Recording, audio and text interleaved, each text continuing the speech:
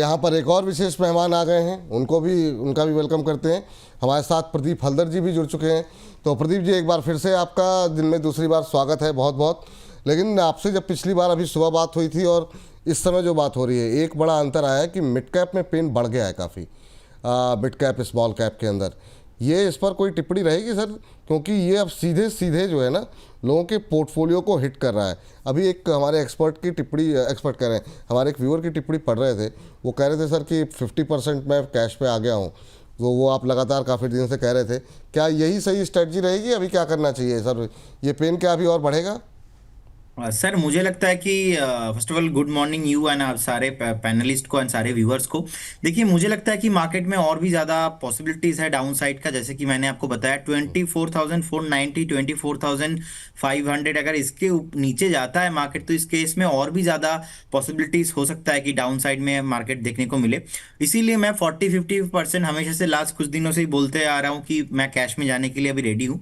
सो ये 40-50% कैश में रहिए। और हमारे जितने भी क्लाइंट्स हैं, मतलब बहुत सारा कॉल टारगेट अचीव हुआ था, बहुत सारा स्टॉक्स में अभी धीरे धीरे प्रेशर अभी बिल्ड हो रहा है और सेलिंग प्रेशर आ रहा है। मैं तो अभी बाई मूड से थोड़ा घूम के मैं सेल मूड पे आ गया और हमारा स्ट्रेटेजी अभी यही है कि हम दोनों तरह बैलेंस करके चलेंगे। नो डाउट और भी प्रेशर सर देखने को मिलने का हाई पॉसिबिलिटीज है स्मॉल मिड कैप का दोनों में ही। और ज़्यादा प्रेशर बढ़ने को मिल सकता है।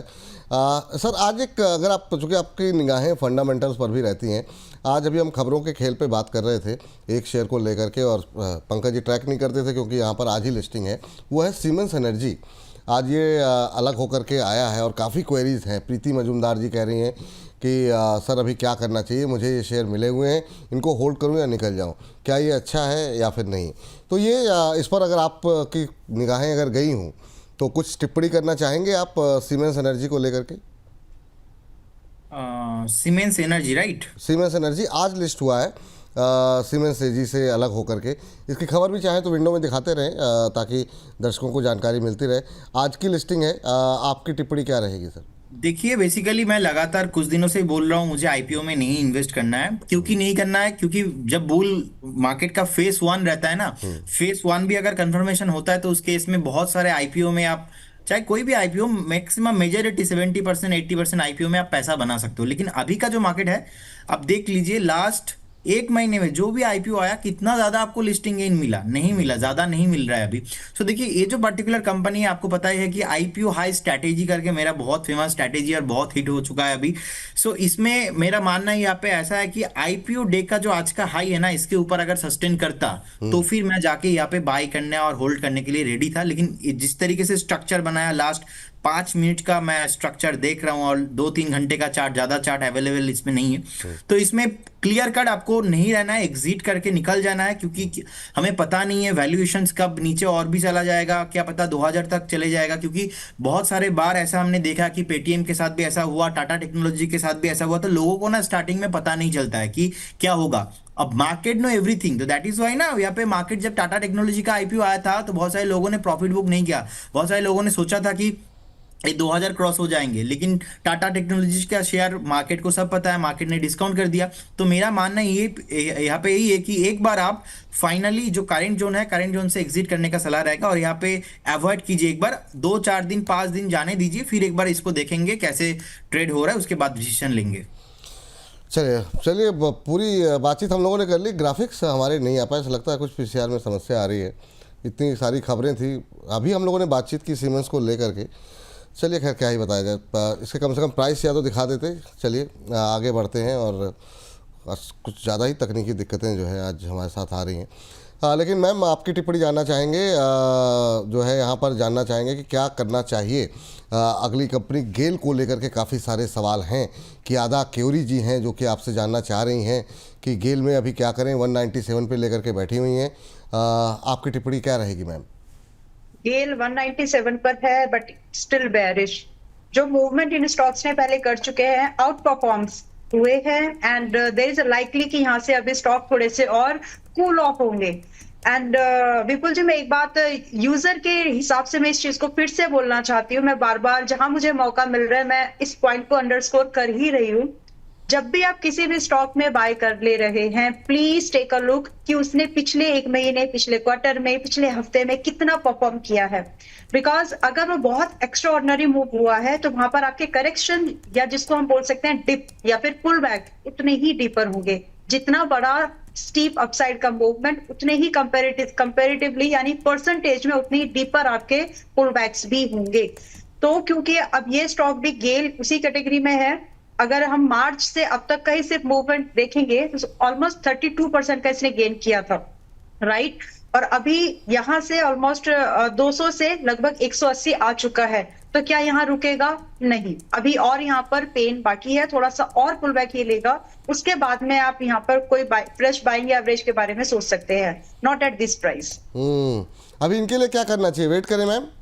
नो, अभी नहीं, क्योंकि यहाँ पर बहुत लाइकली है, इट्स वेरी लाइकली कि ये स्टॉक 165 160 के पास आ सके। वहां पर दोबारा चाहे तो एंट्री बना सकते हैं, but not at this price. And just to make you understand about this, 180 से भी 165 का 160 का ये जो भाव है अनदर 10% है। So will you be able to manage this? But जबकि आपकी बाइंग 187 की है, कैलकुलेट करिए परसेंटेज में, will you be able to manage it? If not, take exit. ठीक। एक टिप्पणी लगातार यहाँ पर आ रही है सोमनाथ कर्माकर जी की। अगले प्रश्न पर प्रदीप जी वो आपसे जानना चाहेंगे। रेलवे पे आज काफ़ी सवाल हैं, टैक्स इंफ्रा को लेकर के इनका प्रश्न है। 108 पे लिया हुआ है इन्होंने और ये जानना चाह रहे हैं कि अभी क्या करना चाहिए। सुबह भी काफ़ी जब आप थे तब भी रेलवे पे काफ़ी सवाल थे। 99 के आसपास है, तो अब 10 रुपये के आसपास लॉस में आ गए। ये वेट करना चाहिए प्रदीप जी, क्या टिप्पणी रहेगी आपकी? सर कौन सा काउंटर बताया आपने? सर टैक्स इंफ्रा अभी 99 के आसपास चल रहा है, 2.5% के आसपास की आज इंट्राडे में दबाव गिरावट यहाँ पर देखने को मिल रही है। आपकी टिप्पणी जानना चाहते हैं। देखिए, मुझे लगता है कि एक बार यहाँ पे 92 93 के आसपास एक स्टॉप लॉस बैठ रहा है, लेकिन इतना ज़्यादा फंडामेंटली और स्ट्रक्चर वाइज मुझे इस पर्टिकुलर इस कंपनी सही नहीं लगता है। तो एक बार जिनके पास है फाइनल, आप एक बार स्टॉप लॉस मेंटेन कीजिए 92 93 के आसपास। मुझे लगता नहीं कि उससे ज़्यादा नीचे जाना चाहिए। अगर नीचे जाता है तो इस केस में एग्जिट करने का सलाह होगा। अब देखिए, मल्टीपल हायर टाइम फ्रेम में रेजिस्टेंस है, तो अभी 105 107 के ऊपर क्लोजिंग जब तक नहीं देगा ना, तो फिर से इसमें मोमेंटम नहीं आने वाला। जी बिल्कुल, तो ये बात जो है वो टैक्स मैको इंफ्रा पे निकल के आ रही है। मैम जरा एक चीज़, बिलियनियर बॉय के नाम से इन्होंने अपनी आईडी बनाई हुई, कह रहे हैं sir my name is Sarfaraz, good afternoon, very good afternoon, कह रहे हैं कि very good afternoon sir and ma'am. INOX wind को लेकर के इनका प्रश्न है और आइनॉक्स विंड के 55 शेयर इनके पास हैं, 182 पर इन्होंने लिए हुए हैं। कह रहे हैं कि अभी क्या करें, अभी होल्ड करें या फिर एग्जिट कर लें। तो आइनॉक्स विंड जरा एक बार स्क्रीन पर लेकर के आते हैं। अभी 2.5% नीचे चल रहा है, 165 166 के आसपास। क्या सलाह रहेगी मैम? एक महीने में 10% करेक्ट हुआ है और अभी भी वीक है। मतलब अगर आप इसको 165 के भाव पर भी एवरेज करना चाहेंगे तो भी यहाँ पर बात नहीं बनेगी। There is a likely chances कि स्टॉक 150 के आसपास, व्हेन आई एम सेइंग आसपास, तो 145 155 का भाव आ सकता है। देयर आपको देखना है कि क्या आप वहां पर फ्रेश बाइंग करेंगे या नहीं। बट अभी तो अगर आज का भी जो ये लो है 165, अगर ये भी ब्रीच होता है देन बी रेडी, स्टॉक 150 145 आ सकता है। मैं अगर फ्रेश इन्वेस्टमेंट के बारे में इन स्टॉक्स में देखूं या अपने मेंबर्स को भी सलाह देना चाहूं तो मैं इसी रेंज पर इसको वॉच लिस्ट पर रखना चाहूंगी। फिलहाल के लिए I would say take exit, because this is not the right time to hold this stock. यहाँ पर थोड़ा सा और डीप जा सकता है ये। राहुल दास जी हैं सर, आपके पसंदीदा, आपको लगातार मिस करते हैं प्रदीप जी ये, और कह रहे हैं प्रदीप दा आज का ब्रेकडाउन पे लोअर लेवल पे बाई करूं या फिर थोड़ा रुक जाऊं, और कह रहे हैं कि अभी 50-50% कैश पर आ गया हूं। तो सर वो लोग जो कि वेट कर रहे थे या कैश पर थे आपकी सलाह पर, उनको क्या अग्रेसिव बाइंग करनी चाहिए या वेट करना चाहिए? क्योंकि आज जो है अभी शुरुआत हुई है मिड कैप में सेलिंग की, क्या ये गिरावट और गहराएगी और गहरी होगी या फिर क्या सलाह रहेगी आपकी इस पर? देखिए सर, मुझे लगता है कि अभी तो जस्ट स्टार्ट ही हुआ है और जो 40-50% कैश में जाने का मेरा डिसीजन था, मुझे लग रहा है कि कहीं ना कहीं ये भी बहुत सही और सटीक होने वाला है। और ये 1-2 महीने के लिए नहीं है। बेसिकली अगर 24,000 एक बार 450 इसके नीचे आता है और मार्केट का जो सेंटीमेंट लगातार आप देखेंगे विपुल जी, प्रीवियस 1.5 से 2 महीने से नॉन स्टॉप मार्केट चल रहा है। सो नो डाउट मार्केट चल रहा है, यहाँ पे कैपिटल प्रोटेक्शन बहुत ही इंपॉर्टेंट होता है और कैश में रहना one of the most important thing, जो कि हम जैसे कि आपको मैंने सुबह भी बताया था कि लास्ट जो अक्टूबर था, अक्टूबर का जो टॉप था ना, वहां पे बहुत सारे फंड मैनेजर जो है कैश में नहीं गए पीएमएस में, इसीलिए अभी तक वो जो नैव है वो आ नहीं पाया। तो इसीलिए हायर टाइम फ्रेम में कैश में रहना बहुत इंपॉर्टेंट होता है। और मुझे लगता है कि एक बार ये जो ट्रेड वॉर चल रहा है, बाकी इतना जियोपॉलिटिकल टेंशन, ये सब कुछ थोड़ा ठंडा होगा ना, उसके बाद जाके अब अगर बाइंग करते हो तब जाके सही होगा। और अदरवाइज मैं थोड़ा पैनिक पे बाय करना पसंद करूंगा। अभी मुझे लगता है कि और भी सेलिंग पॉसिबिलिटीज है मार्केट में, क्योंकि मार्केट अगर 24,450 इसके नीचे एक बार जाके क्लोजिंग देता है, उस केस में निफ्टी 24,000 के भी नीचे जाने का पॉसिबिलिटीज है। तो एक बार बने रहिए मार्केट में, कैश है, कैश लेके बैठे रहिए, अच्छा वैल्यूएशन के साथ एंट्री लेना है, तो फिर जाके आपका जो पोर्टफोलियो है लंबा खासा अच्छा से चलेगा, अभी नहीं। अभी नहीं, ये सलाह यहाँ पर निकल के आ रही है। विशाल शर्मा जी हैं, मैम आपसे जानना चाह रहे हैं कि एनएमडीसी इन्होंने लिया हुआ है 66.5, कह रहे हैं कि क्या शुड आई एग्जिट और re entry at lower level, please share strategy. अभी क्या स्ट्रेटजी होनी चाहिए, रणनीति होनी चाहिए एनएमडीसी को लेकर के? आई थिंक मैंने आज सुबह भी हमने मनी 9 के लिए इसको रिव्यू किया है, स्टिल बेयरिश। यहाँ पर अभी भी कुछ घंटों में मेरा व्यू फिलहाल अभी भी नहीं बदला है, it's bearish, it is likely to continue, थोड़ा सा और ये नीचे जाएगा। फ्रेश बाइंग अभी यहाँ पर नहीं करिए। अगर आप प्लान कर रहे हैं एग्जिट का तो take a stop loss, average भी मत करो, अभी आप यहाँ पर जगह नहीं है फिलहाल। ये स्टॉक थोड़े से आई शुड से कि थोड़े से अभी नम रहेंगे, थोड़े स्लो चलेंगे, थोड़ा दूरी बना के रखिए या फिर एक्सपोजर लिमिट कर लीजिए।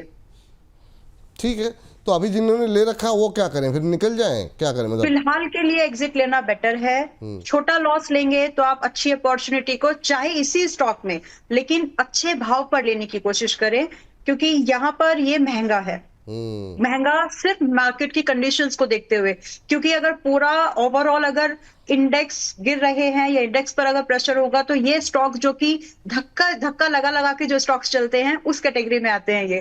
तो इनको जैसे अगर वहां पर प्रेशर आया तो वो सपोर्ट वहां से हट जाएगा और ये स्टॉक थोड़े से ज्यादा गिरेंगे। इसीलिए बोल रहे हैं कि अभी थोड़ा सा इनमें से अगर चाहे तो निकल जाइए एंड क्लोज टू 61 से 60 से 62 के पास में जब भी आए प्राइस अलर्ट लगा के रखिए, वहां पर फ्रेश बाइंग के बारे में इस स्टॉक में फिर से सोच सकते हैं। Currently it's exit, currently exit की सलाह है। शांतनु वार्ष्णे जी कह रहे हैं प्रदीप सर का बहुत बड़ा वाला फैन हूँ।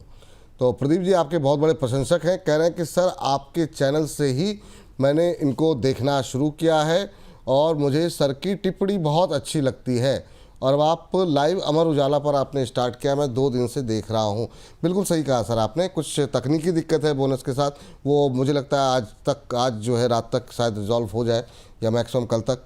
तो जितनी जल्दी जैसे रिजॉल्व होगी हम तुरंत बोनस पे आपके साथ अवेलेबल होंगे।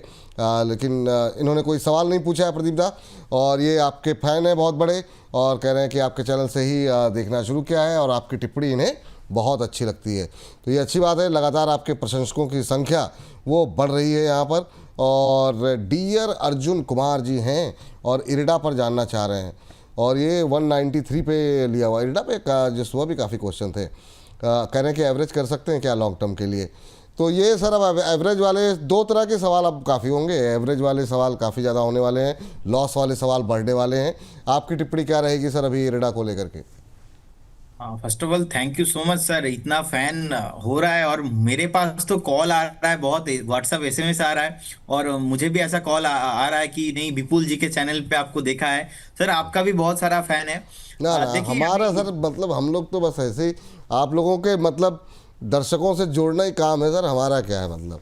जी सर देखिए इसमें अभी 159 के आसपास चल रहा है, मुझे लगता है एक फ्रेश ब्रेकडाउन आया है इसमें, और जिस तरीके से इंटर सेगमेंट पे एक सेलिंग प्रेशर चल रहा है ये कंटिन्यू होना चाहिए। 145 142 के आसपास एक सपोर्ट है, तो वहां पर आने पर मुझे लगता है कि एक बार आप एवरेज करके जा सकते हो, लेकिन फिलहाल अभी नहीं। सुबह उस टाइम पे 165 के आसपास ट्रेड हो रहा था, मैंने वही सेम स्टेटमेंट दिया 142 145 के आसपास। तो अभी सर एक बार अवॉइड करना है, जिनके पास है लॉन्ग टर्म व्यू से बने रहिए, और अगर फ्रेश बाय और एवरेज का बात हो तो 142 145 बेस रेट रहेगा। ये बात यहाँ पर निकल करके आ रही है। Anything any time with Aarav Goyal ji हमारे एक आईडी बनाई हुई है यूट्यूब पे मैम, और ये जानना चाह रहे हैं कि कह रहे हैं कि आज मेरा क्वेश्चन ले लीजिएगा। बिल्कुल ले लिया गया। वेदांता का एंट्री प्राइस क्या हो सकता है?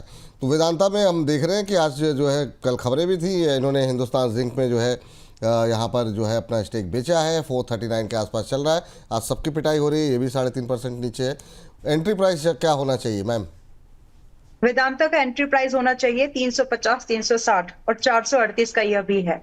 अगर आप वेट करेंगे तो अच्छा भाव मिलेगा, अगर आपने जल्दी की तो आपको ये रेट नहीं मिलेगा। तो 350, 360 का ये रेंज है, प्राइस अलर्ट रखिए, जब भी इस रेंज में आए फ्रेश बाय ले सकते हैं।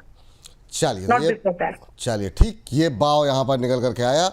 और अनवर शेख साहब कह रहे हैं कि विपुल सर मैं फ़ैन नहीं कूलर हूँ। कह रहे हैं एसी सब हैं, मैं फ़ैन नहीं कूलर हूँ, बाकी एसी सब हैं। तो प्रदीप जी, प्रोटीन EGOV पर इनका सवाल है और ये जानना ये चाह रहे हैं कि 1245 पे लिया हुआ है और साथ ही साथ बेलराइस का IPO ये होल्ड कर रहे हैं, कह रहे हैं लॉन्ग टर्म का व्यू है, क्या मुझे होल्ड करना चाहिए नहीं करना चाहिए? तो अनवर शेख साहब को क्या कहेंगे आप? एक तो ये IPO होल्ड कर रहे हैं बेलराइस का, तो अभी हाल की लिस्टिंग है बिल्कुल पास की, और दूसरा ये जो है प्रोटीन EGOV 1245 पे लेकर के रखे हुए हैं।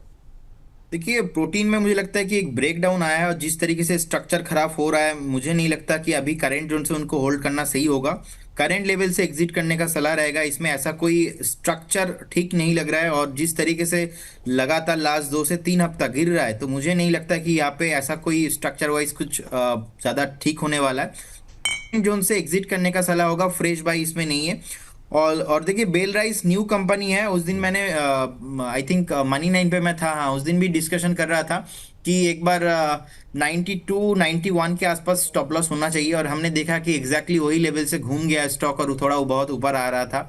तो मेरा मानना है यहाँ पे, देखिए, अभी 100 के ऊपर सस्टेन करना बहुत इंपॉर्टेंट था, लेकिन 100 के ऊपर सस्टेन करने में इतना प्रॉब्लम आ रहा है और मार्केट में भी सेलिंग प्रेशर आ रहा है। तो मेरे ख्याल से एक बार आप अगर होल्ड कर रहे हो तो फिर आपका 91 का fixed and final stop loss होना चाहिए। फ्रेश एंट्री इस काउंटर पे अभी नहीं है। 91 के नीचे जाता है तो इस केस में पूरा स्ट्रक्चर जो है ना इसका, वो खराब हो जाएगा टेक्निकली। तो एक बार एग्जिट करने का सलाह रहेगा करंट जोन से, क्योंकि इसमें अभी मोमेंटम नहीं आने वाला। अगर आपका होल्डिंग है, लॉन्ग टर्म के लिए आपने लिया था, फिर भी आप एक बार 91 का स्टॉप लॉस के साथ बने रहिए। फ्रेश बाय तो इस काउंटर पे नहीं करना।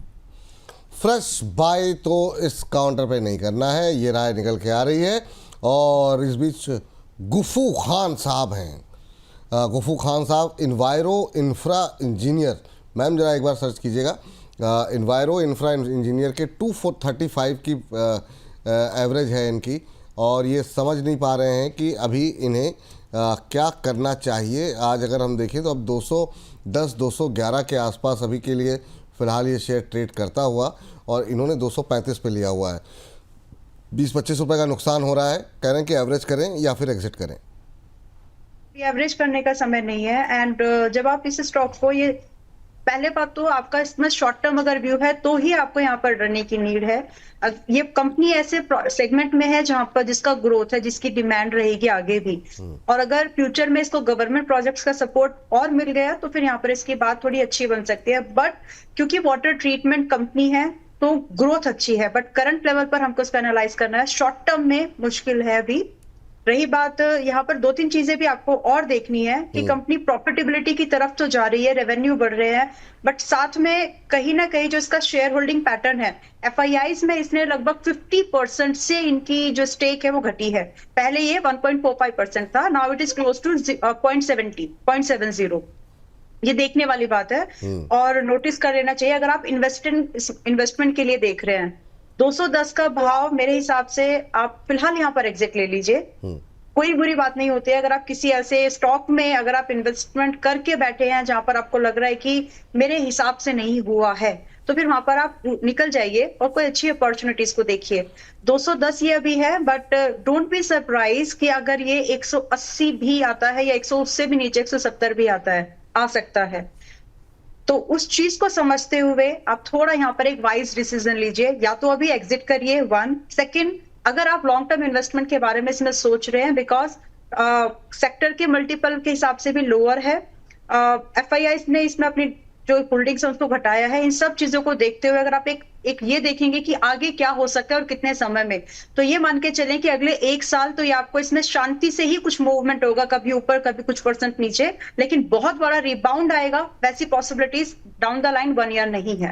और एवरेजिंग अगर आपको करनी है तो 170 के 160 के इस रेंज में आपको मौका मिलेगा, जो कि आपके बाइंग के लगभग 35% डाउन है। सो क्या आप उसको मैनेज कर पाएंगे, डाइजेस्ट कर पाएंगे, बेयर कर पाएंगे, इन अदर वर्ड्स, तो ही ऐसा डिसीजन ले। ठीक है मैम। इस बीच आज सुबह इस पर काफ़ी बात हुई थी प्रदीप जी। लोगों के सवाल हैं, लेकिन कह रहे हैं कि BL को अभी भी फ्रेश बाई के लिए बहुत सारे सवाल आ रहे हैं। ये अभी कह रहे हैं कि डिप का वेट करें या फिर अभी ले लें। डिप आज की जो ये 1.25% की गिरावट है, क्या ये और बड़ी गिरावट हो सकती है क्या सर? क्योंकि अब जो पेन बढ़ रहा है, तो क्या क्योंकि लंबे समय से कोई प्रॉफिट बुकिंग बड़ी आई नहीं है BL जैसे शेयरों में, क्या ये समय है प्रॉफिट बुक करने का, या फिर अभी जो लोग खरीदना चाह रहे हैं उनको क्या सलाह देंगे? देखिए, मुझे लगता है कि एक बार आप वेट कीजिए, क्योंकि 400 के आसपास एक आ चुका है। बहुत टाइम से इसमें सेलिंग नहीं हो रहा है, इसमें करेक्शन, हेल्दी करेक्शन भी नहीं आ रहा है। तो मेरा मानना यहाँ पे ऐसा है कि Vipul ji, if you want to invest 1 lakh, so आप धीरे धीरे करके स्टार्ट कीजिए। 50% आप थोड़ा, आप देखिए 385 380 के आसपास कभी भी मिलता है, तो इसके लिए हो सकता है कि आपको और 1-2 हफ्ता वेट करना पड़े, लेकिन आपको डीप मिलेगा। ऐसा नहीं कि स्टॉक ऐसे ऊपर ही चला जाएगा, 460 470 नहीं होने वाला है ऐसा। तो एक बार डीप मिलेगा तो उस डीप में आप निवेश कीजिए, क्योंकि अभी मार्केट ऐसा ही हो रहा है कि बाय ऑन डीप स्ट्रैटेजी करके आपको जाना है। तो एक बार मेरा ख्याल से एक बार वेट करके जाइए, तो फिर फेयर वैल्यूएशन आपको मिल सकता है। क्या होता है, सम टाइम थोड़ा जल्दबाजी में भी हो सकता है कि ऊपर प्राइस ले लिया, बाद में नीचे आ गया, तो आपका ही नुकसान हो सकता है। लेकिन देखिए, ये शॉर्ट टर्म ट्रेडर के लिए, शॉर्ट टर्म इन्वेस्टर के लिए, अगर आपका व्यू है कि नहीं मैं बाय करूंगा और 2 से 3 साल होल्ड करके रहूंगा, बने रहूंगा, तो फिर उसमें कोई इशू नहीं है। मुझे लगता है एक डीप मिलना बहुत ही इंपॉर्टेंट है। एटलीस्ट 383 से 85 के आसपास तो आपको मिलेगा ही मिलेगा, तो उसके लिए एक बार वेट कीजिए। उसके लिए एक बार के लिए वेट कीजिए। ये सलाह आपके लिए यहाँ पर निकल करके आ रही है। और शांतनु वार्ष्णेय जी कह रहे हैं सर आपने लिया नहीं था सवाल, कौन सा सवाल सर? डिटेल में थोड़ा। अच्छा, मैंने सर सवाल पूछा, सवाल आप भेज दीजिए सर, एक बार कोशिश करते हैं, अगर समय रहेगा बिल्कुल इसको डिस्कस कर लिया जाएगा।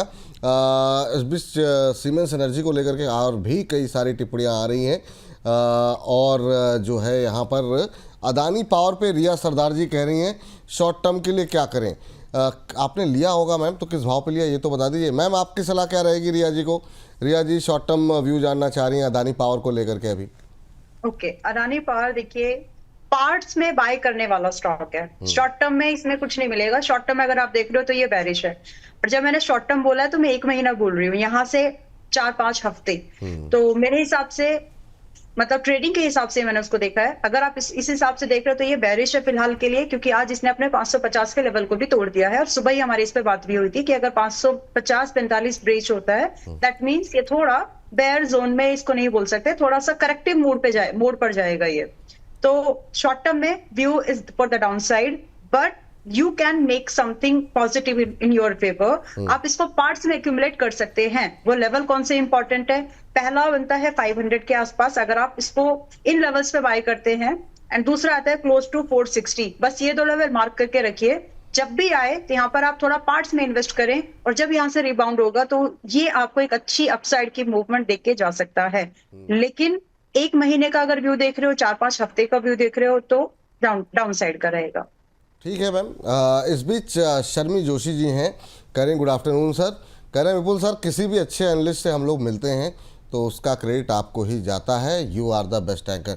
चलिए, थोड़ा बहुत क्रेडिट सर हम लोगों को भी मिल जाता है कभी कदार, तो थैंक यू शर्मी जी, बहुत बहुत धन्यवाद। जुबिलेंट फार्मुआ के ऊपर सर इनका सवाल है 1125 1125 पे लिए हुए प्रदीप जी, बाइंग इनकी है। कह रहे हैं कि अभी क्या करना चाहिए, होल्ड करें या फिर एक बार के लिए एग्जिट कर लें? आपकी टिप्पणी क्या रहेगी जुबिलेंट फार्मुआ को लेकर के? अभी 1130 के आसपास चल रहा है। देखिए, इसका स्ट्रक्चर बहुत ही ठीक ठाक है, और देखिए जिस तरीके से रिसेंटली टॉप बनाया था ऑलमोस्ट 1175 के आसपास, उसके बाद हमने देखा कि एक डीप भी लगाया 1080 के आसपास। फिर से अभी जो शॉर्ट टर्म का जो करेक्शन था, मुझे लगता है कि ये खत्म हो चुका है। फिर से स्टॉक ऊपर जाने के लिए रेडी हो रहा है। तो जिनके पास है आप बने रहिए। आपका स्टॉप लॉस होना चाहिए 1115 1115 के आसपास होना चाहिए। सो आप एक बार 1115 के आसपास स्टॉप लॉस मेंटेन कीजिए और बने रहिए। बहुत जल्दी आपको ये पे 1160 से लेके 1180 के आसपास आपको बहुत जल्दी आते हुए दिखेंगे। और एक बार अगर 1200 के ऊपर सस्टेन किया तो स्टॉक में न्यू 52 एक लाइफ टाइम हाई आपको देखने को मिलेगा। चलिए, इस बीच डैम कैपिटल पे काफ़ी सारे सवाल हैं आज के लिए, और अब हम लास्ट सेगमेंट की तरफ भी रुक करेंगे, समय जो है हो रहा है। मैम डैम कैपिटल जरा एक बार चेक कीजिए ना, यहाँ पे इन्होंने 226 पे सुल्तान यादव जी ने लिया हुआ है 226 के भाव पर जी। 226 पर है तो मेरा भी होगा कि आप यहाँ पर 243 पर पहले आज अपने प्रॉफिट को सिक्योर कर लीजिए, और बाद में आपको जब मौका मिले तो आप इसमें फ्रेश बाय फिर से ले सकते हैं लगभग 195 से 210 की रेंज में पार्ट्स में, ठीक है। बट 243 पर प्रॉफिट बुकिंग करना is then smart decision as of now according to me. Profit book कर लीजिए, एक तो फटाफट जो है वो आपके लिए यही सलाह यहाँ पर निकल करके आ रही है। इस बीच प्लीज़ टेल मी, आरवीएनएल पे बात हो गई सर, आरवीएनएल पे अभी प्रोग्राम में बातचीत हो गई है शुरू में, तो आप लोग प्रोग्राम ख़त्म होने के बाद एक बार दोबारा सुनेंगे ना तो काफ़ी सारे आपको प्रश्नों के उत्तर खुद ही मिल जाया करेंगे। अब आइडियल टीचिंग सेंटर कह रहे हैं मैंने रिलायंस के 1000 शेयर 68 के भाव पर कब लिए सर आपने, मतलब कहना क्या चाह रहे हैं आप, रिलायंस कौन से रिलायंस? तो मुझे लगता है तो कुछ गड़बड़ हो गई, लेकिन चलिए तेजस नेटवर्क पे आपका क्वेश्चन ले लेते हैं। एग्जैक्ट बताइए आपने किस भाव पे लिए हुए हैं? तेजस नेटवर्क 1670 के भाव पर 200 शेयर हैं, अभी होल्ड करें या फिर सेल? मुझे कोई इशू नहीं है लॉन्ग टर्म में भी। तो तेजस इन्होंने 670 पे लिया हुआ है। रिलायंस के अगर इन्होंने भाव में कोई गड़बड़ी कर भी दी हो तो रिलायंस पे अभी क्या भी हुआ सर आपका, होल्ड करके रखें रिलायंस? तो देखिए तेजस नेटवर्क पे अभी मुझे लगता है कि 680 के आसपास चल रहा है, उनको एक स्टॉप लॉस मेंटेन करना इंपॉर्टेंट होगा 650 के आसपास। 650 में आप एक बार स्ट्रिक्टली स्टॉप लॉस मेंटेन कीजिए और बने रहिए। अभी मेक और ब्रेक जैसा सिचुएशन है वीकली चार्ट में, अगर कभी भी 650 इसके नीचे क्लोजिंग होता है तो इसका हाल पूरा खराब होने वाला है। तो 650 आपके लिए स्ट्रिक्टली स्टॉप लॉस होने वाला रखना चाहिए। सेकंड सर आपने बताया, आई थिंक उनका क्वेरी हो सकता है रिलायंस पावर में। बहुत सही, मतलब ये कैसे दिल की बात आप समझ लेते हैं। तो अभी आ गया उनका जो है, मुझे लगता है भाव देख के आपने समझ गए। तो अभी 68 पे इन्होंने रिलायंस पावर लिया हुआ है, क्या देखिए, कहेंगे जी? आपको पता ही है कि हमने जब डिस्कशन किया था लास्ट टाइम 58 से स्टॉक ने ऑलमोस्ट 74 75 तक हाई लगा के आया है। उस टाइम पे मैंने बता दिया था कि एक बार आपको प्रॉफिट बुक करके जाना है, क्योंकि अनिल अंबानी का जितने भी काउंटर्स है ऐसे मुझे पसंद नहीं है। मैं बाय रिकमेंड नहीं करता हूँ शॉर्ट टाइम फ्रेम के लिए, लॉन्ग टाइम फ्रेम के लिए। लेकिन रिसेंटली मैंने दोनों काउंटर आर पावर पे भी मैं प्रॉफिट बुक कराया और रिलायंस जो इंफ्रास्ट्रक्चर है वहां पे भी मैंने प्रॉफिट बुक कराया। फिलहाल अभी स्ट्रक्चर फिर से खराब होता हुआ दिख रहा है और मुझे लगता नहीं कि स्टॉक फिर से जो रिसेंटली टॉप बनाया है, टॉप बनाने के बाद फिर से ऊपर जाने वाला है। अभी एक सपोर्ट ढूंढने का कोशिश करेगा, एक बेस फॉर्मेशन होने वाला है यहाँ पे। तो बेस फॉर्मेशन हो सकता है कि एक बार 58 57 के आसपास भी बने। तो ये जो 63 64 के आसपास चल रहा है, मुझे लगता है कि और भी नीचे आने का पॉसिबिलिटीज है। तो अगर आपका बाइंग है 60 के आसपास 61 के आसपास, कहां पे सर आपने बाइंग बताया था? 68 सर, 68 जी।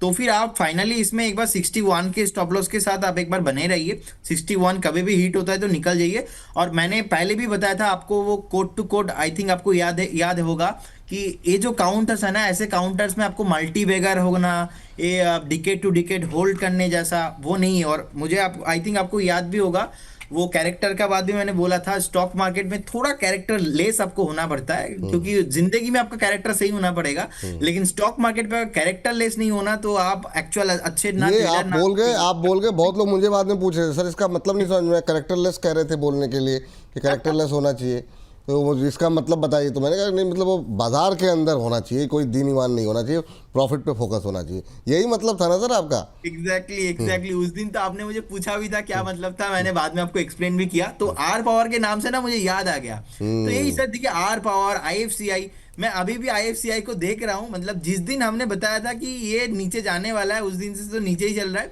74 का टॉप था ऑलमोस्ट, तो 74 73 में ही हमने एक बार बोला था कि एग्जिट कर जाओ, और मैं तो एग्रेसिव हो गया बाद में कि मुझे नहीं लेना है। अभी भी देखिए 58। तो वो जो लोग उस दिन कमेंट कर रहे थे, आप अभी नहीं मिलेंगे वो सारे लोगों को। बात सही है। एक टिप्पणी और कर दीजिए सर, उसके बाद मैम के पास जाते हैं। और इसको जो है हम अपनी रील के लिए जो है ना, क्योंकि इसी में से बहुत सारी हमारी इंस्टा पे और तमाम जगहों पे रील बनती है, तो जरा एरोफ्लेक्स जरा स्क्रीन पर लेकर के आइए। इस गिरते बाजार में क्या शानदार मूव दिखा रहा है। 16% की तेज़ी यहाँ पर एरोफ्लेक्स के अंदर यहाँ पर देखने को मिल रही है, और अच्छी मजबूती यहाँ पर करीब 17.25% की तेज़ी। आप दोनों लोगों की टिप्पणी लेंगे एक एक करके। पहले प्रदीप सर आप बताइए जरा, 204 का लेवल देखने को मिल रहा है, गिरते बाजार में शानदार मूव। खबर मुझे भी नहीं पता कि आखिर में यहाँ पर क्या कुछ पक रहा है, लेकिन वॉल्यूम के साथ यहाँ पर खरीदारी हुई है। अच्छा, यहाँ पर आशीष कचौलिया जो कि एक बड़े निवेशक हैं, उन्होंने यहाँ पर अपना स्टॉक जो है वो हिस्सा जो है वो बढ़ाया है। तो ये वजह है जिसकी वजह से आज यहाँ पर तेज़ी देखने को मिल रही है। आपकी टिप्पणी सर पहले प्रदीप जी आपकी। अब देखिए काउंटर पे नो डाउट एक अच्छा खासा वॉल्यूम हुआ है बहुत दिन बाद और एक मोमेंटम आया है। इनफैक्ट मेरा पीछे से मेरा फंडामेंटल जो एनालिस्ट है बोल रहे सर सुबह से मैं लेके बैठा था आज 180 से 185 के आसपास से। ओहो, तो बताया क्यों नहीं सर? तो बेसिकली विपुल जी देखिए मुझे लगता है कि जिस जो वॉल्यूम आया है ना ऐसा वॉल्यूम देखने को नहीं मिलता है।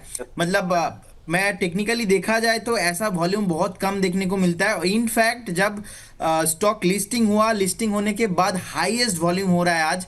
तो ऐसा वॉल्यूम प्रीवियस कभी भी नहीं हुआ, अभी 200 के ऊपर सस्टेन भी कर रहा है। तो मेरा मानना है यहाँ पे ऐसा है कि एक बार जो ये जो रैली है कंटिन्यू होने वाला है, बहुत जल्दी आपको यहाँ पे 225 से 230 का भाव देखने को मिलेगा। यहाँ पे आपको एक 190 का स्टॉप लॉस मेंटेन करना है और बने रहने का है।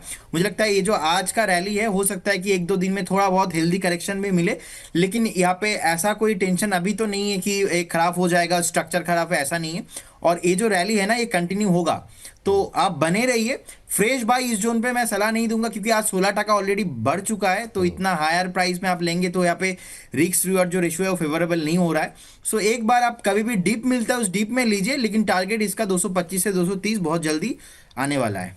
जी चलिए, तो ये बात यहाँ पर निकल के आती है। मैम आपकी टिप्पणी भी जानना चाहेंगे इस पर, क्या करना चाहिए, क्या सलाह रहेगी? ऑल राइट, देखिए मैं यहाँ पर स्टॉप लॉस को थोड़ा नीचे रखना चाहूंगी। 180 के स्टॉप लॉस पर ही इस पर बात बनेगी। और रही बात कि ये किस तरह से हम इसको अनकैश कर सकते हैं, अगर कोई मेरे हिसाब से कोई इसमें फ्रेश एंट्री लेना चाहता है तो 202 के आसपास ले सकते हैं। लेकिन कल या फिर मंडे अगर आपको 195 के आसपास मिले तो वहां पर आप इसको थोड़ा और बाय कर लीजिए। एंड उसके बाद के जो टारगेट्स हैं वो 220 पहला टारगेट हमको मिल सकता है एंड 235, और ये नियरली 2 से 3 हफ्ते का व्यू है। तो स्टॉप लॉस आपको 180 का रखिए ताकि आपका एवरेज जो लॉस है वो रिड्यूस हो जाए और आपके फेवर में ये रिस्क रिवॉर्ड आ सके। ठीक मैम, बिल्कुल सही बात कही आपने।